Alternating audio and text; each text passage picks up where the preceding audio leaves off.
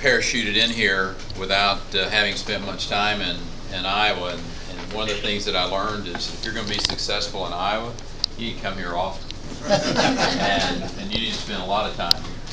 And I think over the last 18 months, nobody'd come to Iowa more than we have, right, Sam? I've been with you everywhere. And we're going to continue that because I think that's there's lots of moving parts in this presidential process, but I don't think there's anything more important than being in Iowa, talking to men and women like you, listening to your concerns and listening to your advice.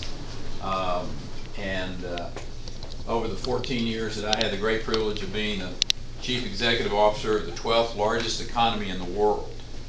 Texas is about the same size as Canada or Australia from the standpoint of a budget, of our total network, state, domestic product. All of those make that state rather an interesting place. And Terry Branstad and I'll talk a little bit about competition, but Terry and I are always in a competition about who's number one in this or who's number what in here. But competition's a really good thing. It's whether it's on an athletic field when the Hawkeyes and the Cyclones play, or whether it's between states, because it requires you to really think about and how you make tax policies and regulatory policies, legal policies, public education policies, which basically translate into a skilled workforce, how you address those to make your state more competitive. Well, this whole competitive thing came to me over a lifetime, my life's experiences. Most of you may or may not know, I grew up on a dryland cotton farm. The house I was raised in until I was about 15 didn't have running water until I was 7 or 8. It was 16 miles to the closest place that had a post office. So you all live in a major metropolitan area, from my perspective. How many people in Manchester? 5,000. Yeah. The little town of Haskell, which I grew up 16 miles from, had about 4,500. So you all would have been the big city. You all would have been where my girlfriend lived in town. Her dad was the country doctor. And Anita and I have that background of rural agricultural orientation, dryland cotton farmers. You all have a lot more. Y'all got better soil for one thing. I mean, you know what? That's just that's the truth. You do, and we had pretty rough go of it, pretty thin soil. You counted on the good Lord for your rain supply, and he had made the decision that part of the world was going to be kind of sharp. So if we made a crop 3 out of 5 years, we were pretty happy. But I went off to college in 1968.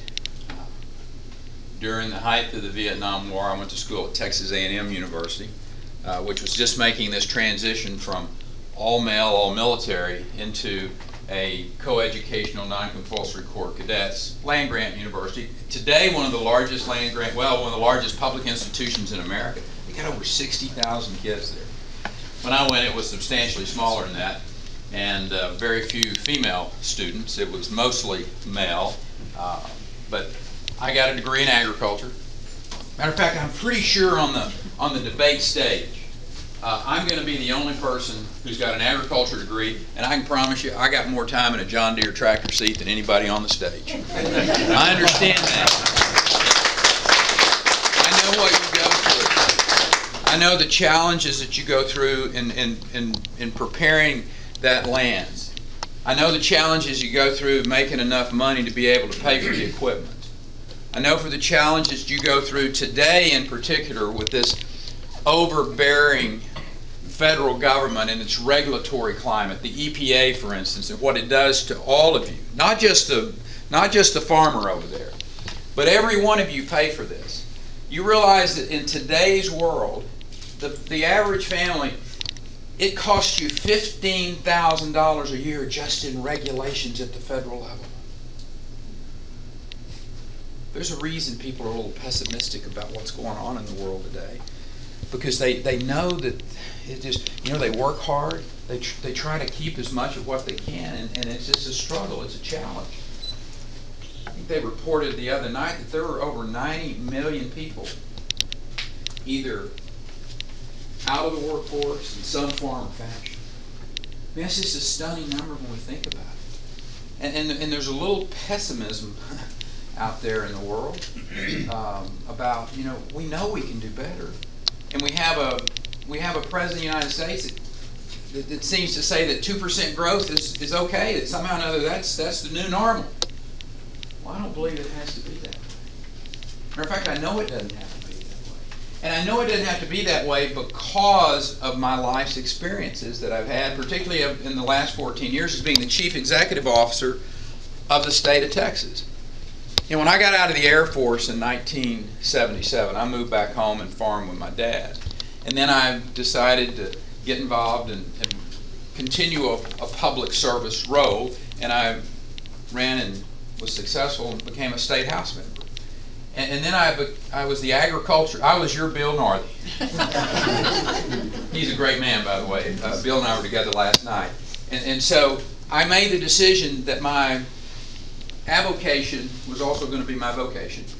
And I ran for statewide office and moved my family to Austin, Texas, and decided to make public service. I believe public service is an honorable thing. I happen to believe that experience and those roles really matter.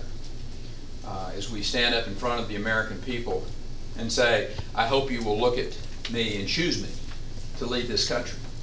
And one of the reasons is because I've had the experience. I've had that chief executive officer of experience of running that 12th largest economy in the world. And I will suggest to you, rather unquestionably, with good results.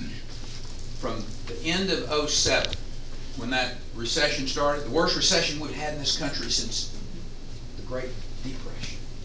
From the end of '07 through 2014, my home state created 1.5 million jobs. The rest of the country lost 400,000 jobs. That didn't happen by accident. It didn't happen just because we have an oil and gas industry.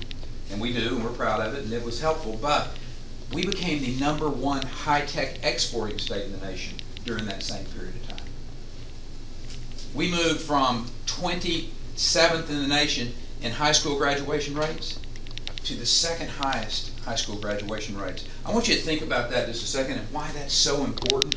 And allowing you, governors and states, to make the decisions about education policy rather than some bureaucrat in Washington, D.C. It's why I'm not for Common Core.